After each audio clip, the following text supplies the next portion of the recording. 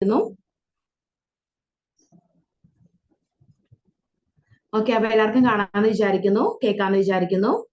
Okay, നമ്മൾ പഠിച്ചുകൊണ്ടിരുന്നത് kinship in സോഷ്യോളജിയിലാണ്. അതായത് sociology of കിൻഷിപ്പിനെ കുറിച്ചാണ് നമ്മൾ പഠിച്ചത്.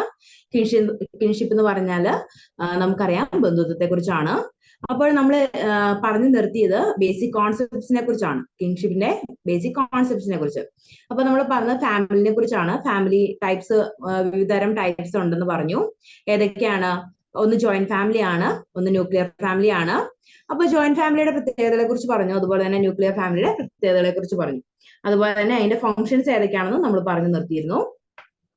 ഓക്കെ, അപ്പോൾ ഇനി നമുക്ക് അടുത്ത് കാണാൻ പോകുന്നത് പാറ്റേൺസ് ഓഫ് റെസിഡൻസ് ആൻഡ് ഫാമിലിനെ കുറിച്ചാണ് നമ്മൾ ഇനി അടുത്ത് കാണാൻ പോകുന്നത്. There is a variation in the lineage structures and patterns of residence across cultures. For example, in the Iban society of Indonesian islands, each child is born into one particular family known as bilik. The child can belong to neither the mother's or father's family. According to the research conducted into the Iban society, 49% of cases were local residents in man's house, and about 51% was എക്സോറിക്കൽ. അതായത് നമുക്കറിയാം ഇന്തോനേഷ്യയിലെ പല സംസ്ഥാനങ്ങളിൽ അല്ലെങ്കിൽ പല രാജ്യങ്ങളിലും മാരേജും അതുപോലെ തന്നെ കുടുംബ ബന്ധങ്ങളും എല്ലാം പല രീതിയിലാണ്. ഇപ്പൊ നമ്മുടെ നാട്ടിലെ കേരളത്തിൽ ഉണ്ടായിരുന്ന പഴയ ആചാരങ്ങളെ കുറിച്ച് പറഞ്ഞു അല്ലെ. ഏതൊക്കെയായിരുന്നു അത്? നമ്മള് നായർ തറവാടുകളെ കുറിച്ച് പറഞ്ഞു, അതുപോലെ തന്നെ ഇല്ലങ്ങളെ കുറിച്ചൊക്കെ പറഞ്ഞു. അപ്പൊ ഇതുപോലെ ഇന്തോനേഷ്യയിലൊക്കെയുള്ള ഒരു ഇബാൻ എന്ന് പറയുന്ന സൊസൈറ്റിയിൽ അവരുടെ കുടുംബത്തിലെ കുട്ടികൾക്ക് അവരുടെ അച്ഛന്റെ കൂടിയോ അല്ലെങ്കിൽ അച്ഛന്റെ കുടുംബത്തോടു കൂടിയോ അല്ലെങ്കിൽ അമ്മയുടെ കുടുംബത്തോടു കൂടിയോ വസിക്കാൻ സാധിക്കും. അപ്പൊ അങ്ങനെ 49% ഓഫ് ആളുകൾ താമസിക്കുന്നത് അച്ഛന്റെ കുടുംബത്തോടൊപ്പമാണ്. അതുപോലെ തന്നെ 51% ഓഫ് ആളുകൾ താമസിക്കുന്നത്, അല്ലെങ്കിൽ കുട്ടികൾ കുടുംബത്തോടെ താമസിക്കുന്നത് അവരുടെ അമ്മയുടെ കുടുംബത്തോടൊപ്പമാണെന്നാണ് അഭിപ്രായപ്പെടുന്നത് അല്ലെങ്കിൽ ഇവിടെ പറയുന്നത്. The natural family of the child is the family to which the child belongs and has the inheritance rights over property and land. അപ്പൊ ഇവർ ഏത് കുടുംബത്തിലാണ് താമസിക്കുന്നത് അവിടെയാണ് ഇവരുടെ പിന്തുടർച്ച അവകാശവും അതുപോലെ തന്നെ പ്രോപ്പർട്ടിയിലൊക്കെയുള്ള അവകാശങ്ങളൊക്കെ ഏത് കുടുംബത്തിലാണ് ഇവർ വസിക്കുന്നത് അതിൽ അവരുടെ കുടുംബത്തിലെ പ്രോപ്പർട്ടീസ് ആയിരിക്കും ഈ കുട്ടികൾക്ക് ലഭിക്കുന്നത്. ഒന്നെങ്കിൽ അച്ഛന്റെ ഫാമിലിയിലാണ് ഇവർ ജീവിക്കുന്നതെങ്കിൽ അച്ഛന്റെ സ്വത്തുക്കളായിരിക്കും ഇവർക്ക് ലഭിക്കുന്നത് ഇബാൻ സൊസൈറ്റിയിലുള്ള കുട്ടികൾക്ക്. അല്ലെങ്കിൽ അമ്മയുടെ കുടുംബത്തിലാണ് ഇവർ ജീവിക്കുന്നതെങ്കിൽ അമ്മയുടെ കുടുംബത്തിലെ സ്വത്തായിരിക്കും ഇവർക്ക് പാരമ്പര്യമായിട്ട് ലഭിക്കുന്നത്. ഇനി അടുത്തെന്ന് പറയുന്നത് ഈ കിങ്ഷിപ്പില് മാരേജ് ആണ് അടുത്ത കോൺസെപ്റ്റ് ആയിട്ട് പറയുന്നത്. നമുക്കറിയാം എല്ലാ സമൂഹങ്ങളിലും മാരേജ് ഒരു വളരെ പ്രധാനപ്പെട്ട ഒരു സാമൂഹിക മേഖല തന്നെയാണ്. Another important and universal social institutions of society is marriage, that can be called as a recognized form, therefore entering into an enduring relationship for the rearing of children. It is a method of regulating human reproduction which has its own sociological dimension. അപ്പൊ നമുക്കറിയാം നമുക്ക് കുട്ടികൾ ഉണ്ടാകുക എന്ന് പറയുന്നതും ഒക്കെ ഒരു social വൽക്കരിക്കുന്ന അല്ലെങ്കിൽ സാമൂഹ്യവൽക്കരിക്കുന്നതിനുള്ള ഒരു സ്ഥാപനമാണ് കുടുംബം അല്ലെങ്കിൽ വിവാഹം എന്നൊക്കെ പറയുന്നത്. കാരണം വിവാഹത്തിലൂടെ കുട്ടികളെ ജനിപ്പിക്കാനുള്ള നിയമപരമായ അവകാശം ദമ്പതികൾക്ക് ലഭിക്കുന്നു. അപ്പം അങ്ങനെ അല്ലാത്ത ഒരു സംവിധാനം നമുക്കുണ്ട് ഇപ്പോൾ. പക്ഷേ നിയമപരമായിട്ട് നമുക്ക് കുഞ്ഞുങ്ങളെ ജനിപ്പിക്കാനും അവരെ വളർത്താനും ഒക്കെയുള്ള നിയമപരമായിട്ടുള്ള ഒരു സാമൂഹിക സ്ഥാപനമാണ് എപ്പോഴും മാരേജ് എന്ന് പറയുന്നത്. The marriage provides legitimation of the children born in the wedlock, which in turn is important in the matters of inheritance and succession. The family forms a stable social group that is responsible for the care and the training of children. Marriage, the institutional mechanisms that is necessary for replacement of social members and thereby has been meeting the important prerequisites of human survival and social continuity. Okay, അപ്പോൾ marriage എന്ന് പറയുന്നത് നമുക്ക് കുഞ്ഞുങ്ങൾ ഉണ്ടാകാനുള്ള ഒരു നിയമപരമായ ഒരു മാർഗമാണ് എന്ന് നമ്മൾ പറഞ്ഞു. അതുപോലെ തന്നെ മാരേജിലൂടെ കുഞ്ഞുങ്ങളെ നമ്മൾ വളരെയധികം ട്രെയിൻ ചെയ്യുകയും അതുപോലെ തന്നെ അവരെ ഒരു സാമൂഹിക വ്യവസ്ഥയിൽ അല്ലെങ്കിൽ സമൂഹത്തിലെ അംഗീകരിക്കപ്പെട്ട അംഗങ്ങളായിട്ട് വളർത്തുകയും ചെയ്യാൻ നമുക്ക് സാധിക്കും. അപ്പൊ മാരേജ് എന്ന് പറയുന്നത് എല്ലാ സമൂഹങ്ങളിലും കാണപ്പെടുന്ന ഒരു പ്രധാനപ്പെട്ട സാമൂഹിക സ്ഥാപനമാണ്. ഇനി ദ കോൺസെപ്റ്റ് ഓഫ് മാരേജ്, എന്താണ് ഈ മാരേജ് കൊണ്ട് അവർ ഉദ്ദേശിക്കുന്നത് അല്ലെങ്കിൽ അതിന്റെ കോൺസെപ്റ്റ് എന്താണെന്നാണ് നമ്മൾ അടുത്ത പാരഗ്രാഫിൽ കാണുന്നത്. There have been many changes in the concept of marriage over years. അപ്പം നമുക്കറിയാം ഒരുപാട് വർഷങ്ങളായിട്ട് മാരേജ് എന്ന് പറയുന്ന കോൺസെപ്റ്റിന് മാറ്റങ്ങൾ വന്നുകൊണ്ടിരിക്കുകയാണ്. ആദ്യ കാലഘട്ടങ്ങളിലൊക്കെ മാരേജ് എന്ന് പറയുന്നത് രണ്ട് വ്യക്തികൾ തമ്മിലുള്ള ഒരു കരാറായിരുന്നു. അതിനുശേഷം അപ്പം പല കാലഘട്ടങ്ങളിലായാലും ഉദാഹരണത്തിന് നമുക്ക് ഹാരപ്പൻ സിവിലൈസേഷൻ അല്ലെങ്കിൽ ഹാരപ്പൻ സൊസൈറ്റിയിലൊക്കെ ഒരുപാട് നൂറ്റാണ്ടുകൾ മുമ്പ് നിലനിന്നിരുന്ന ഒരു സൊസൈറ്റിയാണ് ഹാരപ്പൻ സൊസൈറ്റി എന്നൊക്കെ പറയുന്നത്. അപ്പൊ അവിടെ സ്ത്രീകൾക്ക് സ്വന്തം ഇണയെ അല്ലെങ്കിൽ ഭർത്താവിനെ തിരഞ്ഞെടുക്കാനുള്ള അവകാശം ഉണ്ടായിരുന്നു. പിന്നീട് കാലക്രമേണ ഇങ്ങോട്ട് വന്നപ്പോൾ സ്വാതന്ത്ര്യത്തിന് മുൻപാണെങ്കിൽ സ്ത്രീകൾക്ക് ചില ഉന്നത ജാതിയിൽപ്പെട്ട ആളുകൾക്ക് ഒരിക്കലും തന്റെ ഭർത്താവിനെ തിരഞ്ഞെടുക്കാനുള്ള അവകാശങ്ങൾ കിട്ടിയിരുന്നില്ല.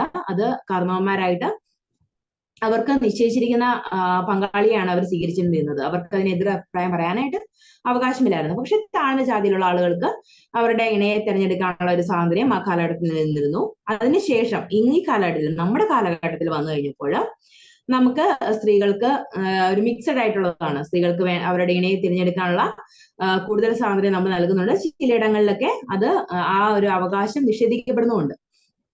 അപ്പൊ ഇങ്ങനെ മാരേജ് എന്ന് പറയുന്ന കോൺസെപ്റ്റിന് ഒരുപാട് കാലങ്ങളിലുള്ള മാറ്റങ്ങൾ വന്നുകൊണ്ടിരിക്കുന്നു. ഇപ്പോഴും മാറ്റങ്ങൾക്ക് വിധേയമായിക്കൊണ്ടിരിക്കുന്നു. The sociologists have anthropologists made any efforts of defining marriage as a concept, according to Kathleen Goff. In her article of marriage, and a particular definition may be appropriate for one society but not for another. She defined marriage as a union between a man and a woman such that the children born to the woman are recognized legitimate offsprings of both parents. In the newer society, the woman marry woman, but this happens only when a woman is unable to have children and marries another woman, even if she is previously married that, and if she acts as the husband and begets children with the wife through an arrangement with the clan's man who impregnates her. Gillen and Gillen defines the concept as marriage in a socially approved way of establishing a family of procreation. Edmund Leach has argued against making legitimacy of the offspring the only creation for defining a marriage. Marriage എന്ന് പറയുന്നത് ഒരാണും പെണ്ണും തമ്മിൽ ഏർപ്പെടുന്ന ഒരു കരാറായിട്ടാണ് നമ്മൾ കണ്ടുകൊണ്ടിരുന്നത്. എന്നാൽ ഇന്നത്തെ കാലത്ത് നമുക്ക് സ്ത്രീകളെ വിവാഹം കഴിക്കുന്ന ഒരു സമ്പ്രദായമുണ്ട്. അതുപോലെ തന്നെ പുരുഷന്മാരെ വിവാഹം കഴിക്കുന്ന ഒരു സമ്പ്രദായമുണ്ട്. അപ്പൊ നമ്മൾ ലീഗലി അത് ആദ്യ കാലഘട്ടങ്ങളിലൊക്കെ തെറ്റായിട്ടാണ് കണ്ടിരുന്നത്. പക്ഷെ ഈ അടുത്ത കാലത്താണ് സ്ത്രീക്ക് സ്ത്രീയെ വിവാഹം കഴിക്കുന്നതും അതുപോലെ തന്നെ പുരുഷനെ വിവാഹം കഴിക്കുന്നതൊക്കെ ലീഗലായിട്ട് മാറിയത് ഈ അടുത്ത കാലത്താണ്. അപ്പോൾ അങ്ങനെ വരുമ്പോൾ കുഞ്ഞുങ്ങൾ ഉണ്ടാകാനുള്ള സാധ്യത വളരെ കുറവാണ്. കാരണം സ്ത്രീക്ക് സ്ത്രീയെ വിവാഹം കഴിക്കുമ്പോൾ ബയോളജിക്കൽ ഫാക്ടേഴ്സ് ഒരു കുട്ടിയെ ജനിക്കുന്നതിലുണ്ടല്ലോ. അപ്പൊ ഒരു സ്ത്രീക്ക് സ്ത്രീയെ വിവാഹം കഴിക്കുമ്പോൾ അവർക്ക് അവരുടെ ഒരു മികച്ച പങ്കാളിയായിട്ടിരിക്കാൻ സാധിക്കുമെങ്കിലും ഒരു കുഞ്ഞിനെ ഗർഭം ധരിക്കാനായിട്ടുള്ള ഒരു അവസ്ഥ ഉണ്ടാവണമെന്നില്ല. അപ്പോൾ എന്ത് ചെയ്യുന്നു വെച്ച് കഴിഞ്ഞാൽ ഈ സ്ത്രീ വാടക ഗർഭധാരണം അങ്ങനെയുള്ള എന്തെങ്കിലും ബദൽ മാർഗങ്ങൾ സ്വീകരിച്ച് കുഞ്ഞിനെ സൃഷ്ടിക്കാനുള്ള നടപടിക്രമങ്ങളിലേക്ക് തിരിയും. അതുപോലെ തന്നെ പുരുഷന്മാരും ഇതുപോലുള്ള സ്ത്രീകളെ വാടക ഗർഭധാരണത്തിലൂടെ കുഞ്ഞുങ്ങൾ ഉണ്ടാകാനായിട്ട് പുരുഷന്മാർക്കും അതുവഴി സാധിക്കും. അപ്പൊ ഇങ്ങനെയുള്ള മാരേജിന് ഇപ്പോഴും നമുക്ക് നിയമസാധുത ഉണ്ട്. അപ്പം മാരേജ് എന്ന് പറയുന്നത് ഇപ്പോഴത്തെ കാലഘട്ടത്തിൽ അതിന്റെ ഡെഫിനേഷൻ കൊടുക്കുകയാണെങ്കിൽ ഒരു സ്ത്രീയും പുരുഷനും തമ്മിലുള്ള ബന്ധം മാത്രമല്ല മാരേജ്. അതുപോലെ തന്നെ ഒരു സ്ത്രീക്ക് സ്ത്രീയെ മാരേജ് ചെയ്യാം, അതുപോലെ തന്നെ പുരുഷനെ മാരേജ് ചെയ്യാം. ഇതെല്ലാം ലീഗലി ആയിട്ട് അപ്രൂവ് ആയിട്ടുള്ള ഒരു വിഷയമാണ്. Go gave the definition of marriage as marriage is a relationship established between a woman and one or more persons, which provides that the child born to a woman under circumstances not prohibited by rules of the relationship is according full birth status rights common or to normal members of his society or social stratum. ഇനി types of marriage നമ്മൾ പറഞ്ഞു.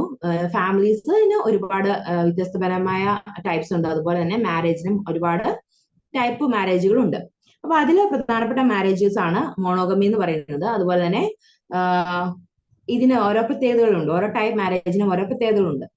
There are various forms of marriage which can be defined on the basis of the number of patterns and rules govern who can marry whom. There are two forms of marriage, namely monogamy and polygamy. അപ്പം പ്രധാനമായിട്ടും മാരേജിന്റെ types എന്ന് പറയുന്നത് രണ്ട് ടൈപ്പുകളാണുള്ളത്. ഒന്ന് monogamy, രണ്ടാമത്തത് polygamy. അന്ന് അടയാളപ്പെടുത്തി വെക്കണം. മോണോഗമിയും പോളിഗമിയും, ടൈപ്സ് ഓഫ് മാരേജസ്, അതുപോലെ തന്നെ ടൈപ്സ് ഓഫ് ഫാമിലീസ് ഒന്ന് അടയാളപ്പെടുത്തി വെക്കണം. ന്യൂക്ലിയർ ഫാമിലി ഉണ്ട്, ജോയിന്റ് ഫാമിലി ഉണ്ട്, പിന്നെ എക്സ്റ്റെൻഡഡ് ഫാമിലീസും ഉണ്ട്. അപ്പൊ അതൊന്ന് ജസ്റ്റ് അടയാളപ്പെടുത്തി വെക്കാം. ഇനി മോണോഗമി എന്താണെന്നാണ് നമ്മൾ ജസ്റ്റ് കാണാൻ പോകുന്നത്. In this system there is only one spouse. Spouse എന്ന് പറയുന്നത് പങ്കാളി അല്ലെങ്കിൽ ഇണ എന്നാണ് അർത്ഥം ഇതിന്. അപ്പം നമ്മൾ ഇപ്പം ഗൂഗിളിൽ എന്തിനേലും കുറിച്ച് ഇപ്പം ഒരാളെ കുറിച്ച് സെർച്ച് ചെയ്യാന്ന് വെച്ചു, അപ്പൊ ജയറാമിനെ കുറിച്ച് സെർച്ച് ചെയ്യാന്ന് വെച്ചു, അപ്പൊ ജയറാമിന്റെ സ്പൗസ് എന്ന് പറഞ്ഞു വരുന്നത് പാർവതി, അങ്ങനെയാണ് കാണിക്കുന്നത്. അപ്പൊ ഈ സ്പൗസ് എന്ന് പറയുന്നത് പങ്കാളി അല്ലെങ്കിൽ ഇണ എന്നാണ് അർത്ഥം വരുന്നത്. അപ്പൊ അത് ജസ്റ്റ് ഒന്ന് അടയാളപ്പെടുത്തി വെക്കാം, അത് മറന്നു പോകാതെ. Okay, in the system there is only one spouse. അതായത് മോണോഗമി എന്ന് പറയുന്നത് ഒരു പങ്കാളിക്ക് അല്ലെങ്കിൽ ഒരു സ്ത്രീക്കോ അല്ലെങ്കിൽ ഒരു പുരുഷനോ ഒരു പങ്കാളി എന്നുള്ള രീതിയിലാണ് മോണോഗമി അർത്ഥമാക്കുന്നത്. A man can have only one wife and a woman can have only one husband. അതാണ് മോണോഗമി എന്ന് പറയുന്നത്. അതും ജസ്റ്റ് ഒന്ന് അടയാളപ്പെടുത്തി വെക്കുക. മോണോഗമിയുടെ ഡെഫിനിഷൻ ചോദിക്കുകയാണെങ്കിൽ, അല്ലെങ്കിൽ ഫാമിലീസ് അല്ലെങ്കിൽ മാരേജ് എന്താണെന്ന് ചോദിക്കുകയാണെങ്കിൽ അതിന്റെ ഡിഫറെന്റ് ടൈപ്സും അതുപോലെ തന്നെ മോണോഗമി എന്താണെന്നുള്ള കാര്യം നമുക്ക് എഴുതി വെക്കാൻ സാധിക്കും. അപ്പൊ അതൊക്കെ കൂടുതൽ മാർക്ക് സ്കോർ ചെയ്യാൻ പറ്റുന്ന ചില മേഖലകളാണ് കേട്ടോ. മോണോഗമി എന്ന് പറയുന്നത് a man can have only one wife and a woman can have only one husband. It is prevalent in almost all the societies. There are many societies in which the individuals are permitted to marry again on the death of the first spouse or after divorce, but they cannot have more than one spouse at the same time. ഈ monogamy എന്ന് പറയുന്നത് ഒരു പങ്കാളിക്ക് ഒരേ സമയം ഒരു ഇണ എന്നാണ് ഇതിന്റെ അർത്ഥം, മോണോഗമി എന്ന് പറയുന്നത്. അപ്പം ഒരു പുരുഷൻ ഒരു സ്ത്രീയെ വിവാഹം കഴിച്ചതിന് ശേഷം ആ ഒരേ സമയത്ത് ആ പുരുഷൻ ആ സ്ത്രീ മാത്രമേ പങ്കാളിയായിട്ട് ഉണ്ടാകാൻ പാടുള്ളൂ. അതാണ് മോണോഗമി എന്ന് പറയുന്നത്. അപ്പം ആ പങ്കാളി അല്ലെങ്കിൽ ആ സ്ത്രീ മരിച്ചതിന് ശേഷം വേണമെങ്കിൽ ആ പുരുഷനെ വേണമെങ്കിൽ റീമാരേജ് ചെയ്യാം, വേറൊരു ഇണയെ കണ്ടെത്താം. അതും മോണോഗമി ആയിട്ട് നമുക്ക് പരിഗണിക്കാൻ സാധിക്കും. പക്ഷേ ഒരേ സമയം ഒരു പുരുഷന് ഒരിണ അല്ലെങ്കിൽ ഒരു സ്ത്രീക്ക് ഒരിണ, അതാണ് മോണോഗമി കൊണ്ട് അർത്ഥമാക്കുന്നത്.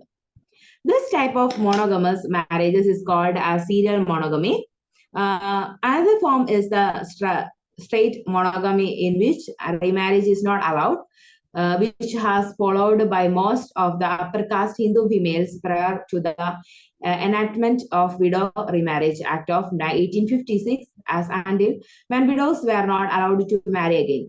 അപ്പോൾ അല്ലാത്ത മാരേജസ് ഉണ്ട് മോണോഗമിയിൽ. ഒരു സ്ത്രീയോ അല്ലെങ്കിൽ ഒരു പുരുഷനോ തന്റെ പങ്കാളി മരിച്ചതിന് ശേഷം മറ്റു മാരേജസ് കഴിക്കാതെ ആ ഒരു വ്യക്തിയുടെ ഓർമ്മകളുമായിട്ട് അല്ലെങ്കിൽ അവരുടെ വിധവയായിട്ട് അല്ലെങ്കിൽ കഴിഞ്ഞു പോകേണ്ട ഒരു അവസ്ഥയും ഉണ്ട്. അതും മോണോഗമിയിൽ ഉൾപ്പെടുന്നതാണ്. പണ്ട് കാലത്തൊക്കെ, അതായത് സ്വാതന്ത്ര്യത്തിനൊക്കെ മുൻപ് വരെ അല്ലെങ്കിൽ ഒരു കാലഘട്ടം വരെ, അതായത് 1856 വരെ സ്ത്രീകൾക്ക് പുനർവിവാഹം അനുവദിച്ചിരുന്നില്ല. പ്രത്യേകിച്ച് ഹിന്ദുവിലെ ഉയർന്ന ജാതിയിൽപ്പെട്ട സ്ത്രീകൾക്ക് പുനർവിവാഹം അനുവദിച്ചിരുന്നില്ല. അതുപോലെ തന്നെ സതി എന്ന് പറയുന്ന ദുരാചാരമൊക്കെ അന്ന് ആ കാലഘട്ടത്തിൽ ഉണ്ടായിരുന്നു നമ്മൾ പറഞ്ഞു അല്ലെ. അപ്പോ ഒരു ഭർത്താവ് മരിച്ചു കഴിഞ്ഞാൽ ഒരു സ്ത്രീ സ്വയം ആത്മഹത്യ ചെയ്യുക അല്ലെങ്കിൽ സ്വന്തം ഭർത്താവിന്റെ ചിതയിലേക്ക് ചാടി ആത്മഹത്യ ചെയ്യേണ്ട ദുരാചാരമൊക്കെ അന്ന് കാലഘട്ടത്തിൽ നിലനിന്നിരുന്നു. അതുപോലെ തന്നെ അന്ന് ഒരു സ്ത്രീക്ക് റീമാരേജ് ചെയ്യാൻ, ഒരു ഉന്നത കുലത്തിൽപ്പെട്ട ഒരു സ്ത്രീക്ക് തന്റെ ഭർത്താവ് മരിച്ചതിന് ശേഷം റീമാരേജ് ചെയ്യാനുമുള്ള ഒരു അവസ്ഥയും ഉണ്ടായിരുന്നില്ല. അത് 1856 റീമാരേജ്, ഹിന്ദു റീമാരേജ് ആക്ട് പ്രകാരമാണ് അതിനുള്ള ഒരു അവകാശം സ്ത്രീകൾക്ക് ലഭിച്ചത്. അപ്പൊ ഇതിന്റെ പ്രധാനപ്പെട്ടതെന്ന് പറഞ്ഞാൽ ഇന്നത്തെ കാലത്തെ പോലെ ആയിരുന്നില്ല അന്നത്തെ മാരേജസ് എന്ന് പറയുന്നത്. ഇപ്പോഴത്തെ കാലഘട്ടത്തിൽ നമ്മളുടെ ഹസ്ബൻഡ്സ് ഒക്കെ തമ്മിൽ വലിയ ഏജ് ഡിഫറൻസ് ഒന്നും ഉണ്ടാകാൻ സാധ്യതയില്ല. കൂടിപ്പോയാൽ ഒരു ഇത്ര വയസ്സിന് മുകളിലേക്ക് നമുക്ക് ഒരിക്കലും ഭർത്താക്കന്മാരെ തിരഞ്ഞെടുക്കാനുള്ള ഒരു സാഹചര്യം ഇവിടെ ഇല്ല, ഈ കാലഘട്ടത്തിലില്ല. പക്ഷേ അന്നത്തെ കാലഘട്ടം എന്ന് പറയുന്നത് വളരെയധികം ഡിഫറെന്റ് ആയിരുന്നു. ഇന്നത്തെ കാലഘട്ടത്തിൽ നിന്ന് വളരെയധികം ഡിഫറെന്റ് ആയിരുന്നു. കാരണം നമ്പൂതിരി കുടുംബങ്ങളിലൊക്കെ നമ്പൂതിരികളായ പെൺകുട്ടികളെ അവരുടെ ഒരു 16, 15 അല്ലെങ്കിൽ അവരുടെ പ്രായപൂർത്തിയാവുന്ന ആ സമയത്ത് തന്നെ വലിയ ഉയർന്ന ഒത്തിരി പ്രായ വ്യത്യാസമില്ല, ചിലപ്പോൾ 60, 65 വയസ്സൊക്കെയുള്ള നമ്പൂതിരി പുരുഷന്മാരുമായിട്ട് അവരെ വിവാഹം കഴിപ്പിച്ച് അയച്ചിരുന്നു. അപ്പൊ വളരെ 15 വയസ്സൊക്കെയുള്ള ഒരു കുട്ടിക്ക് 60, 65 വയസ്സുള്ള ഒരു ആളിനെയൊക്കെ ഭർത്താവായിട്ട് സ്വീകരിക്കേണ്ട ഒരു അവസ്ഥ വന്നിരുന്നു. അപ്പം എന്താ ഉണ്ടാവുകയെന്ന് വെച്ച് കഴിഞ്ഞാൽ 65 വയസ്സുള്ള ഒരു പുരുഷൻ എത്ര കാലം കൂടെ ജീവിച്ചിരിക്കുമെന്ന് നമുക്കറിയാം. അപ്പൊ അങ്ങനെയുള്ളവർ സ്വാഭാവികമായിട്ട് മരണമടയുകയും ഈ 15 വയസ്സുള്ള കുട്ടിക്ക് മാക്സിമം ഒരു 18 വയസ്സൊക്കെ ആകുമ്പോഴത്തേനും അവള് വിധവയാവുകയും ചെയ്യും. അപ്പൊ ഇങ്ങനെ നമ്മുടെ യൗവനത്തിലേക്ക് കടക്കുന്ന സ്ത്രീകളെ നിർബന്ധിതമായിട്ട് സതി എന്ന ദുരാചാരത്തിന് ഇരയാക്കുന്ന ഒരു സമ്പ്രദായമായിരുന്നു ആ കാലഘട്ടത്തിൽ ഉണ്ടായിരുന്നത്. അപ്പൊ ഇതിനൊക്കെ എതിരെ ഒരുപാട് സാമൂഹ്യ പരിഷ്കർത്താക്കളൊക്കെ ഒരുപാട് സമരങ്ങളും അതുപോലെ തന്നെ ഒരുപാട് പ്രവർത്തനങ്ങളും പ്രക്ഷോഭങ്ങളും ഒക്കെ നടത്തിയതിനു ശേഷമാണ് ഈ സതി എന്നുള്ള ദുരാചാരം മാറ്റിവെച്ചതും അതുപോലെ തന്നെ സ്ത്രീകൾക്ക് റീമാരേജിനുള്ള ഒരു അവസരം ഉണ്ടാക്കി കൊടുത്തു. അതുപോലെ ഇത് 18 വയസ്സിലും 19 വയസ്സിലും ഒക്കെ വിധവയാക്കപ്പെട്ട പെൺകുട്ടികൾ വെള്ള വസ്ത്രം ധരിച്ച് തല മുണ്ടനം ചെയ്ത് വളരെയധികം ബുദ്ധിമുട്ടില് അല്ലെങ്കിൽ വളരെയധികം ഒരുപാട് റെസ്ട്രിക്ഷൻസിൽ കഴിയേണ്ട ഒരു അവസ്ഥയൊക്കെ ആ കാലഘട്ടത്തിലൊക്കെ ഉണ്ടായിരുന്നു. അപ്പൊ അതിൽ നിന്നൊക്കെ ഈ കാലഘട്ടത്തിലെ മാറ്റങ്ങൾ വന്നിട്ടുണ്ട്. പക്ഷെ അന്നത്തെ കാലഘട്ടത്തിലെ കാര്യമാണ് നമ്മളിപ്പോൾ പറയുന്നത്. മോണോഗമിയില് ഒക്കെ ഉണ്ടായിരുന്ന ഒരു കാലഘട്ടം എന്ന് പറയുന്നത് ഈ സ്ത്രീകൾ ഒരുപാട് കഷ്ടത അനുഭവിച്ചിരുന്ന ഒരു കാലഘട്ടത്തെ കുറിച്ചാണ് ഇവിടെ പരാമർശിക്കുന്നത്. The man were accepted from these restrictions and were allowed to remarry after the death of their spouse. അപ്പം ഈ പുരുഷന്മാർക്ക് ഇത്തരത്തിലുള്ള റെസ്ട്രിക്ഷൻസും കാര്യങ്ങളൊന്നും ഉണ്ടായിരുന്നില്ല. അവരുടെ പങ്കാളി മരിച്ചു കഴിഞ്ഞാൽ അവർക്ക് റീമാരേജിനുള്ള ഒരു അവസരം ഉണ്ടായിരുന്നു. അതുപോലെ തന്നെ നമ്പൂതിരി ആയിട്ടുള്ള ആളുകൾക്ക്, നമ്പൂതിരി യുവാക്കൾക്ക് അല്ലെങ്കിൽ ഒരു 10-60 വയസ്സൊക്കെയുള്ള ആളുകൾക്കാണെങ്കിൽ പോലും 4-5 ഭാര്യമാരൊക്കെ ഉണ്ടായിരുന്ന ഒരു അവസ്ഥയും ഉണ്ടായിരുന്നു. The widow remarriage was permitted in some lower castes, and usually the deceased husband's brother was considered as preferred mate. This practices helped to keep property within the family. It is also called leverage marriage.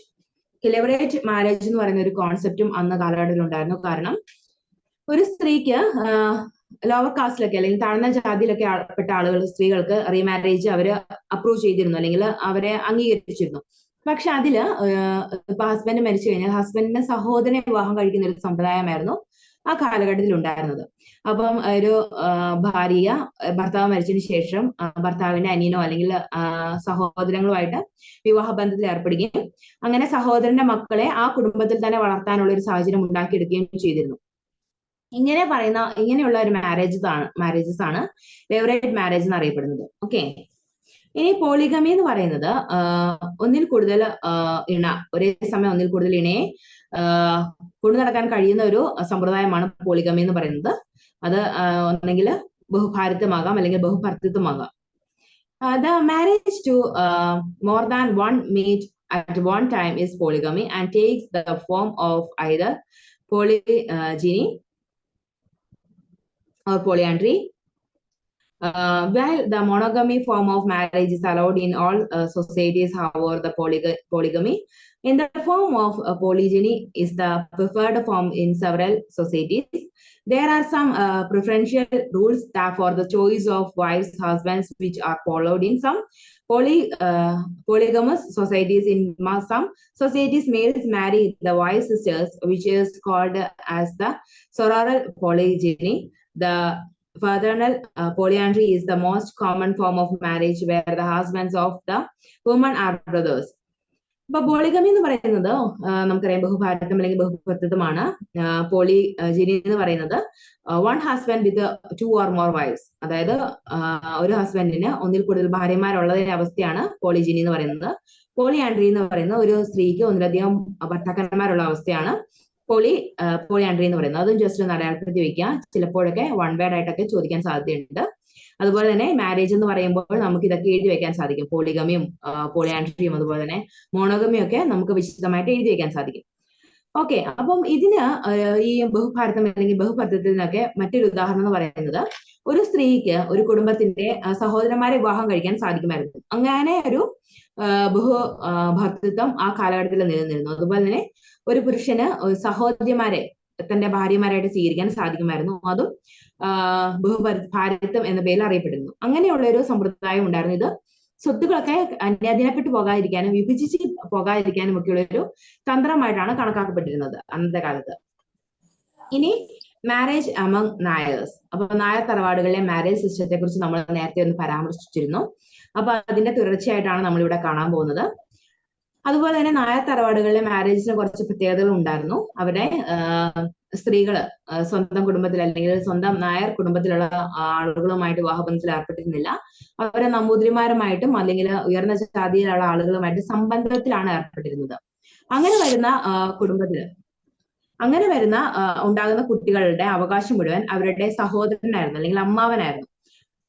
അതിനെക്കുറിച്ചാണ് നമ്മൾ ഇനി അടുത്ത് കാണാൻ പോകുന്നത്. The family of the Nairs of Kerala constitutes the sisters, brothers, their children, and the children of the daughters of the sisters. They lived in the home that was referred to as Tarwad, and the oldest male legal guardian is called Karnavar. അപ്പം കാർണവൻ എന്നറിയപ്പെടുന്ന ഒരു mail, അതായത് ഒരു മുതിർന്ന പുരുഷനായിരിക്കും ഈ നായർ തറവാടിന്റെ എല്ലാ കാര്യങ്ങളും നോക്കുകയും അതുപോലെ തന്നെ ആ നായർ തറവാടിലെ അംഗങ്ങളുടെ ആവശ്യങ്ങളൊക്കെ നിറവേറ്റി കൊടുക്കുകയും ചെയ്യുന്നത്. അപ്പം ഈ നായർ തറവാട് എന്ന് പറയുന്നത് ഒരു മരുമക്കൾ സമ്പ്രദായം നിലനിൽക്കുന്ന ഒരു തറവാടാണ്. അതായത് ആ തറവാടിലെ സ്ത്രീകള് അവരുടെ സ്വന്തം വീട്ടില്, നായർ തറവാടുകളിൽ അവരുടെ സ്ത്രീകള് സ്വന്തം വീട്ടിൽ നിൽക്കുകയും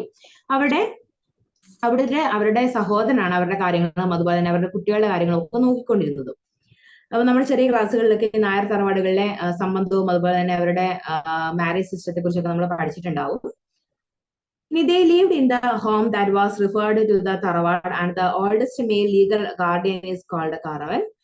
The Kalyanam was the ritual ceremony in which the Nair girls who were yet in attained puberty were married off, and then the couple would be kept in seclusion for 3 days. After 3 days of seclusion, the couple would separate, shown by tearing of a piece of cloth in public. They will not meet again, and the wife would go to the house of the husband only on observing the death rituals upon his death. The ritual husband would be called as the father by the children rather than the biological one. The girl after the ritual was seen as an adult and had to maintain a social and sexual distance from the man belonging to her lineage. She was also seen as ready to accept visiting husbands of other subcaste group or lineage or Nambudri Brahmins. Their relationship were referred to as Sambandham.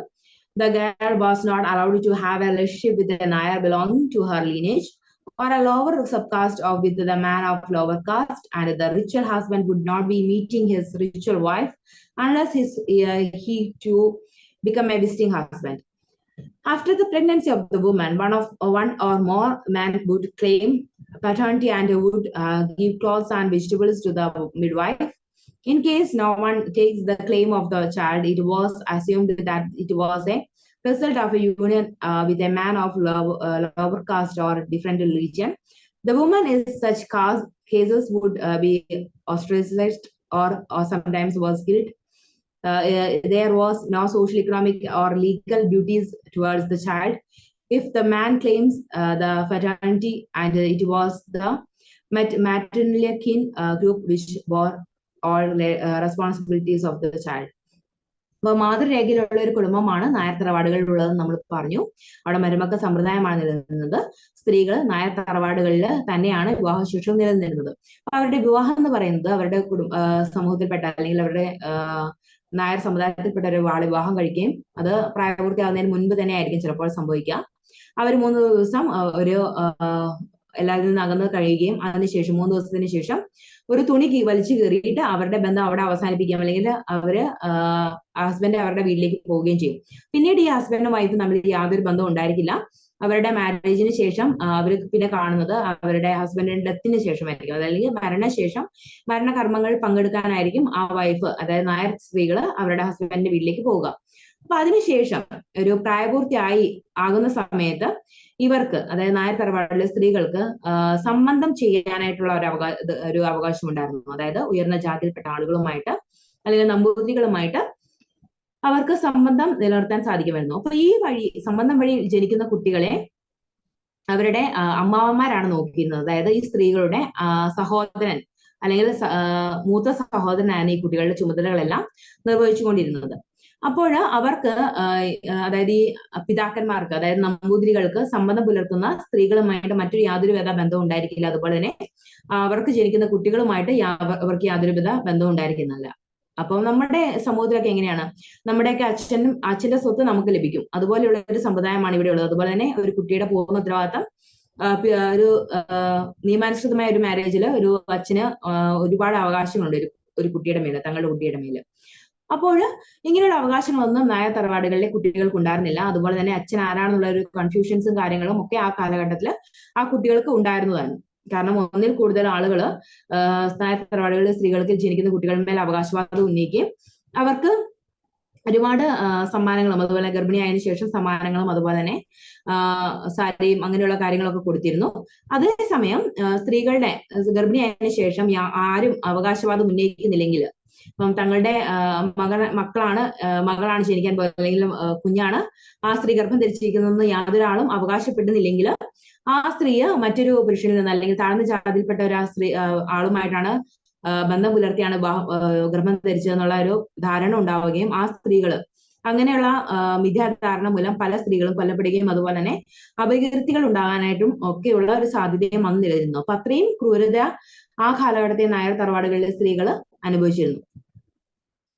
അപ്പോൾ അതുപോലെ തന്നെ സ്ത്രീകൾക്കും അവരുടെ കുട്ടികൾക്കും അവരുടെ നായർ തറവാടിലെ അവരുടെ സ്വത്തുക്കളിൽ നിന്നാണ് അവർക്ക് വീതം ലഭിച്ചിരുന്നത്. അതുപോലെ തന്നെ നമ്പൂതിരികളിലെ നായർ തറവാടിലെ ഹസ്ബൻഡ്സ് അവരുടെ ഭാര്യയുമായിട്ട് ഭാര്യ ഇവിടെ അവരുടെ നായർ തറവാടുകളിൽ ഉണ്ടായിരിക്കില്ല. ഈ ഹസ്ബൻഡിന്റെ മക്കൾക്കും, അതായത് ഈ നായർ തറവാടിലെ കാരണവർമാർക്ക് അവരുടെ കുട്ടികളുടെ അവകാശം അവരുടെ അതായത് അമ്മ വീട്ടിലായിരിക്കും അല്ലെങ്കിൽ അമ്മയുടെ പക്കലായിരിക്കും അവരുടെ തായ്വഴിയിലുള്ളത്. അതായത് സഹോദരന്റെ മക്കൾക്കും ഈ അമ്മ നായർ തറവാടുകളിൽ യാതൊരു അവകാശവും ഉണ്ടായിരുന്നില്ല. This form of marriage now does not exist among the Nayars. The example portrays a total different structures of the family and did not compare of the usual father, mother, and child unit, nor did the father have the obligatory duties or rights where the child was concerned. The ritual father is referred to as Appan by the child, but there was no obligation or rights or on either side other than observing pollution or death on the ritual father. The point of to be noted in that is that every child needed to have a ritual and a biological father, without which he would not be recognized in the society or be part of it. അപ്പൊ നമ്മൾ പറഞ്ഞു നായർ തറവാടുകളിലെ കുട്ടികൾക്ക് അവരുടെ പിതൃത്വം സംബന്ധിച്ച് ചില കൺഫ്യൂഷൻസും കാര്യങ്ങളൊക്കെ ഉണ്ടായിരുന്നു. അപ്പൊ അങ്ങനെയുള്ള കൺഫ്യൂഷൻസും കാര്യങ്ങളും ഇപ്പോൾ ഈ നായർ തറവാടിലുള്ള ഈ സംബന്ധം പോലുള്ള ആചാരങ്ങളൊന്നും ഇപ്പൊ നിലനിൽക്കുന്നില്ല. കാരണം അത്രയും കൺഫ്യൂഷൻസും കാര്യങ്ങളും ഒക്കെ കുഞ്ഞുങ്ങൾക്കും അതുപോലെ തന്നെ സ്ത്രീകൾക്കും അനുഭവിക്കേണ്ടി വന്നതുകൊണ്ട് ഇത്തരത്തിലുള്ള ദുരാചാരങ്ങളൊക്കെ ഇപ്പോഴും നിർത്തലാക്കിയിട്ടുണ്ട്. അതുപോലെ തന്നെ ഒരു കുടുംബത്തിൽ നമുക്കറിയാം ഒരു സ്ത്രീക്ക് അതുപോലെ തന്നെ അവർക്ക് ജനിക്കുന്ന കുട്ടികൾക്കും സുരക്ഷിതമായ ഒരു പിതൃത്വവും കാര്യങ്ങളും അവർക്ക് പ്രൊവൈഡ് ചെയ്യേണ്ടത് അത്യാവശ്യമാണ്. കാരണം പിതാക്കന്മാർ ഒരു കുഞ്ഞിനെ സംബന്ധിച്ചോളം അല്ലെങ്കിൽ ഒരു കുഞ്ഞിന്റെ വളർച്ചയെ സംബന്ധിച്ചോളം ഒരു കുഞ്ഞിന്റെ അച്ഛൻ എന്ന് പറയുന്നത് ആ കുഞ്ഞിന് അത്രത്തോളം സപ്പോർട്ടും കാര്യങ്ങളും കൊടുക്കുന്ന ഒരാളായിരിക്കും. അപ്പം പിതൃത്വത്തെ കുറിച്ച് സംശയവും അതുപോലെ തന്നെ ഒരു പിതാവിന്റെ സ്നേഹവും പരിഗണനയും അല്ലെങ്കിൽ ഒരു ലാളനയും കാര്യങ്ങൾക്ക് ലഭിച്ചില്ലെങ്കിൽ കുഞ്ഞുങ്ങൾക്ക് അതനുസരിച്ചുള്ള പോരായ്മകളും പ്രശ്നങ്ങളും ഉണ്ടാകാൻ സാധ്യതയുണ്ട്. അതുകൊണ്ട് ഒരു കുഞ്ഞിന് എപ്പോഴും പിതാവിന്റെ സ്നേഹവും അതുപോലെ തന്നെ ശിക്ഷണവും കാര്യങ്ങളും എല്ലാം ലഭിക്കണം എന്നുള്ളതും ഒരു അംഗീകരിക്കപ്പെട്ട ഒരു വിഷയവും തന്നെയാണ്. The man is the near of Africa, may legitimate the child of an unmarried woman by merely paying a fee. അപ്പം ചില രാജ്യങ്ങളിലൊക്കെ ചിലപ്പോൾ ആഫ്രിക്ക പോലുള്ള രാജ്യങ്ങളിലൊക്കെ അൺമാരീഡ് ആയിട്ടുള്ള ഒരു സ്ത്രീക്ക് അല്ലെങ്കിൽ ഒരു സ്ത്രീയുടെ കുഞ്ഞിന്റെ ഉത്തരവാദിത്തം ഒരു പുരുഷന് കേവലം ഫീസ് കൊടുത്തുകൊണ്ട് ആ നിയമവിധേയമാക്കാൻ സാധിക്കും. അതായത് ഒരു സ്ത്രീക്ക് ജനിക്കുന്ന കുഞ്ഞിന്റെ ഉത്തരവാദിത്തം ഒരു പുരുഷനെ സ്വീകരിക്കണമെങ്കിൽ ഒരു ഫീസ് കൊടുത്ത് അത് നിയമവിധേയമായിട്ട് ആ കുഞ്ഞിന്റെ പിതൃത്വം ആ പുരുഷനായിട്ട് എടുക്കാൻ സാധിക്കും. അങ്ങനെയുള്ള ചില സാഹചര്യങ്ങളും അതുപോലെ തന്നെ ചില സംവിധാനങ്ങളും ഒക്കെ പല രാജ്യങ്ങളിലും നിലനിൽക്കുന്നുണ്ട്. The methods of the South Indian marriage is similar in nature than legitimacy, or is not necessarily related to the legitimating ceremony that takes place even post marriage. The religion also determines the nature of marriage. The marriage of Islam is a contract between two individuals, while in Hinduism and Christianity it is seen and a divine contract and the one that cannot be broken. അപ്പോൾ പലയിടത്തും പല മതങ്ങളുമായിട്ട് ബന്ധപ്പെട്ടാണ് ഇപ്പം marriages കൂടുതൽ നടക്കുന്നത്. അല്ലാതെ ഇപ്പൊ ഹിന്ദുക്കളാണെങ്കിൽ അമ്പലത്തിൽ വെച്ചാണ് മാരേജ് നടക്കുക, അല്ലെങ്കിൽ ക്രിസ്ത്യാനിസ് ആണെങ്കിൽ അവര് അവരുടെ പള്ളികളിൽ വെച്ചിട്ടായിരിക്കും അവർ മാരേജസ് നടത്തുക.